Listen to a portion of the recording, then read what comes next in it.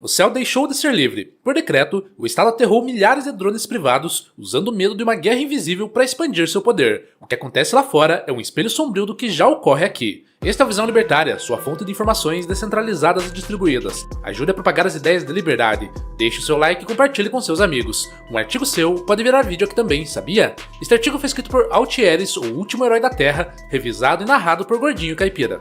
Da noite pro dia, o céu de uma nação inteira foi fechado aos seus cidadãos. Milhares de drones privados foram sumariamente aterrados. Eram propriedades legalmente adquiridas e operadas. A ordem veio por decreto do governo da Dinamarca. Essa não é uma medida de ajuste para aprimorar a segurança. É um instrumento contundente de proibição absoluta. Uma demonstração inequívoca do poder último do Estado sobre a propriedade individual e a liberdade de ação. O que antes era um espaço aberto para a fotografia, a recreação e a inovação comercial, tornou-se por uma canetada um domínio exclusivo do aparato estatal. O pretexto para essa drástica expansão de poder foi, como sempre, apresentado sob o manto da urgência e da segurança. O Estado diz ser uma resposta a drones não identificados que sobrevoaram bases militares em um período próximo ao início da cúpula da União Europeia. O incidente foi enquadrado como uma defesa necessária contra um ataque híbrido. A Rússia foi implicitamente apontada como a fonte da ameaça. Essa narrativa de um perigo amorfo, onipresente e indefinível não é um acidente. É a ferramenta central de manipulação estatal, projetada para induzir o medo e a aceitação passiva.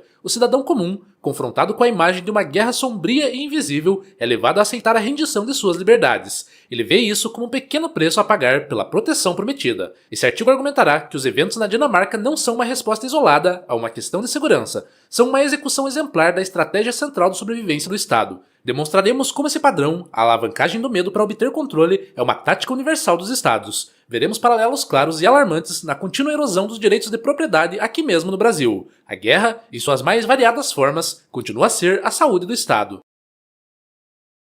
A ação do governo dinamarquês foi tão rápida quanto abrangente. O Ministério dos Transportes, em coordenação com o Ministério da Defesa, baniu todos os voos de drones civis de segunda a sexta-feira. O objetivo declarado foi garantir a segurança para uma cúpula da União Europeia que se aproxima. A natureza coercitiva desse decreto é inconfundível. A violação dessa proibição não resulta em uma simples advertência. As penalidades são severas, incluindo multas pesadas e até 2 anos de prisão. Essa é a essência do poder estatal, uma solicitação que é na realidade uma ordem respaldada pela ameaça de violência contra qualquer um que ouse desobedecer. A propriedade privada de milhares de cidadãos foi efetivamente neutralizada, não por um processo judicial ou por danos comprovados, mas por uma medida preventiva e coletiva. O governo dinamarquês classificou explicitamente os sobrevoos de drones não identificados em instalações militares como uma forma de ataque híbrido. A escolha dessa terminologia é deliberada e estrategicamente brilhante do ponto de vista do Estado. A guerra híbrida é o pretexto ideal porque, por sua natureza, carece de definições claras, não possui autores estatais claramente declarados, campos de batalha definidos ou cronogramas de início e fim. Essa ambiguidade permite que o Estado declare uma ameaça em qualquer lugar, a qualquer momento e contra qualquer um.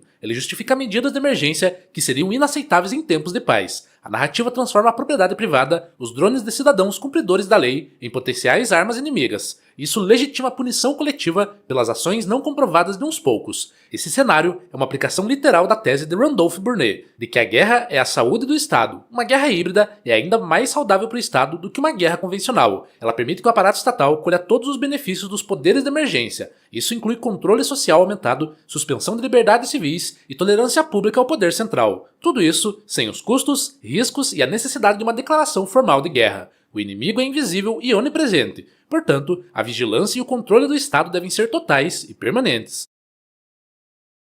A reação do Estado dinamarquês, ao proibir todos os drones civis, em vez de simplesmente reforçar a segurança em suas bases, revela sua verdadeira ansiedade. A resposta desproporcional de aterrar todos os drones do país demonstra que o medo real do Estado não é do que os drones inimigos podem ver. O medo é a proliferação da tecnologia de vigilância aérea barata e eficaz nas mãos do público. Essa tecnologia quebra o monopólio estatal sobre a observação e o controle do espaço aéreo. O Estado não teme a espionagem estrangeira tanto quanto teme a perda de seu domínio exclusivo sobre os céus. A proibição é fundamentalmente um ato de reafirmação desse monopólio. A proibição total de drones na Dinamarca não surgiu de um vácuo de liberdade. Pelo contrário, é a culminação lógica e a escalada de anos de regulamentação crescente. Essas regras já haviam estabelecido o controle estatal sobre os céus. Em toda a Europa, a Agência Europeia para a Segurança da Aviação, a EASA, impõe um quadro regulamentar complexo e unificado para a operação de drones. Esse sistema já trata o voo de drones não como um direito inerente ao uso da propriedade, mas como um privilégio concedido pelo Estado.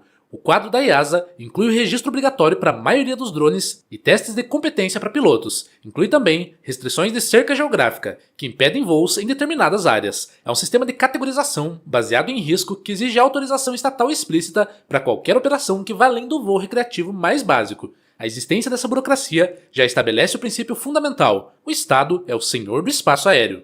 Um paralelo gritante da natureza e do poder desse aparato regulador pode ser encontrado em notícias recentes do Brasil. A paralisação planejada de 48 horas por servidores de 11 agências reguladoras federais, incluindo a ANAC, Anvisa, a ANEEL, entre outras, é uma demonstração chocante do poder detido por uma classe burocrática não eleita.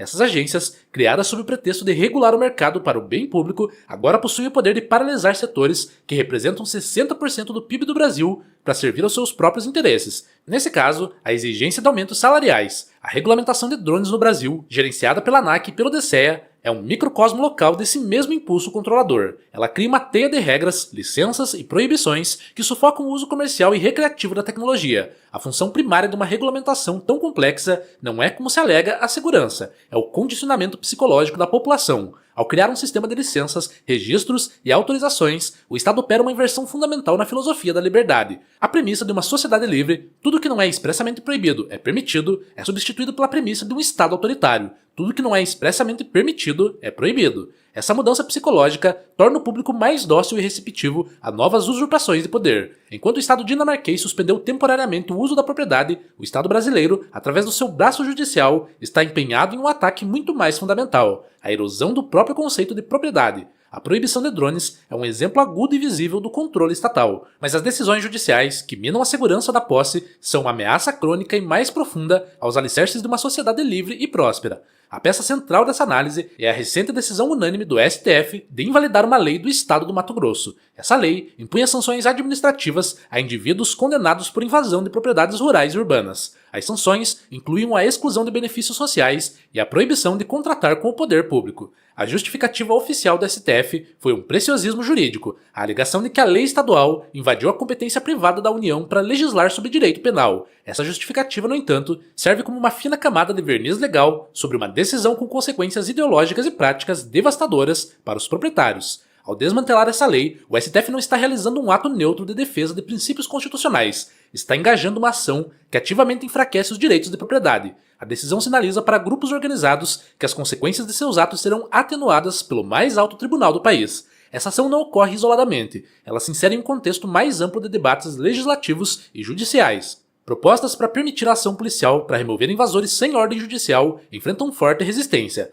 A ansiedade pública sobre a direção do tribunal é tão palpável que boatos sobre o STF acabar com a propriedade privada precisam ser constantemente desmentidos. Embora literalmente falsos, esses boatos refletem um medo genuíno e justificado da relativização judicial do direito à propriedade.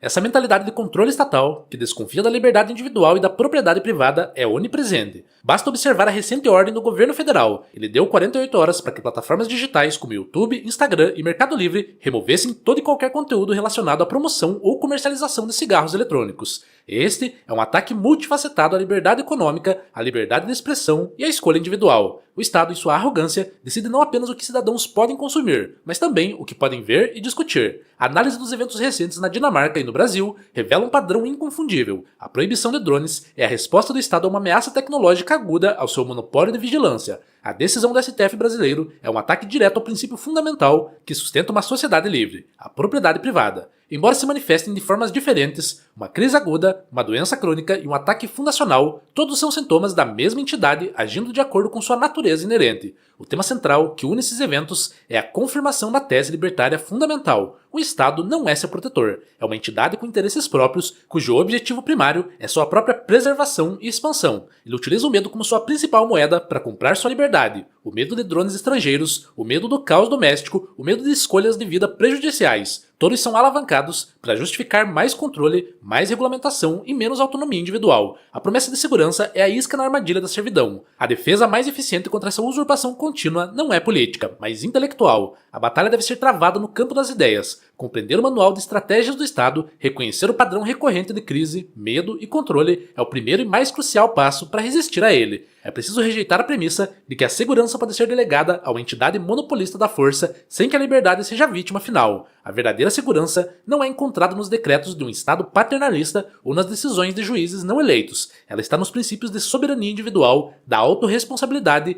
e na defesa intransigente da propriedade privada e do princípio da não agressão. A liberdade exige vigilância constante, não dos céus, por drones estatais, mas do próprio Estado, por cidadãos esclarecidos. Obrigado pela audiência, este é um canal colaborativo, participe você também. Cadastre-se agora mesmo em nosso site visãolibertaria.com e envie os seus artigos por lá. Os colaboradores recebem recompensas em Bitcoin. Inscreva-se no canal e clique no botão da campainha para ser avisado de novos vídeos. Até a próxima!